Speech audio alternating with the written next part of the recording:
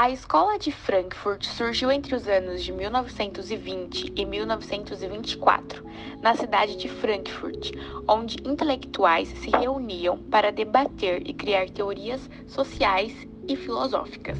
O contexto histórico da época trata-se de uma Alemanha pós-Primeira Guerra, totalmente fragilizada, com uma grande instabilidade política e econômica.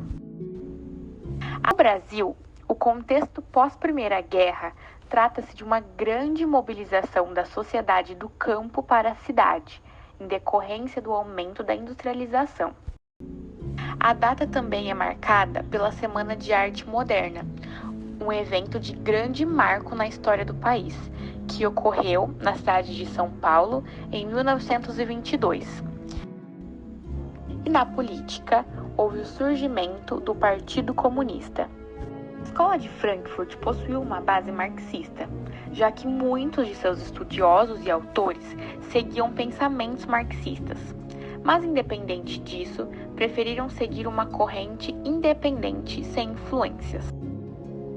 Pós-eleições que colocaram Hitler no poder, os intelectuais da Escola de Frankfurt migraram para Genebra e depois para os Estados Unidos, onde seguiram seus estudos. Os fundadores da Escola de Frankfurt dedicaram grande parte de seus estudos à teoria crítica, que teve como objetivo analisar a sociedade e seu comportamento como um todo, em relação à cultura, arte, música e ao cotidiano. Em decorrência desses estudos, os estudiosos frankfurtianos perceberam a grande influência dos meios de comunicação de massa sobre os indivíduos, suas escolhas e suas ações. Visto isso, houve o surgimento do conceito indústria cultural,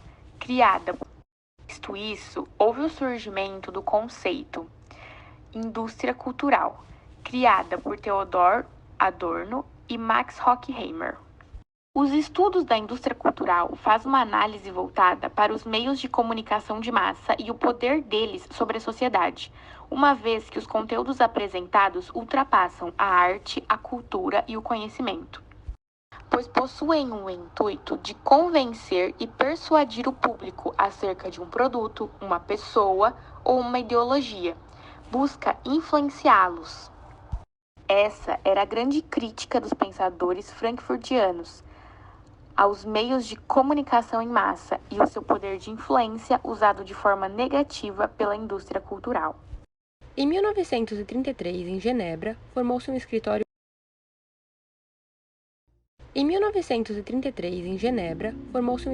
com 21 indivíduos e acabou tornando-se o centro administrativo do instituto, tendo outro núcleo em Frankfurt.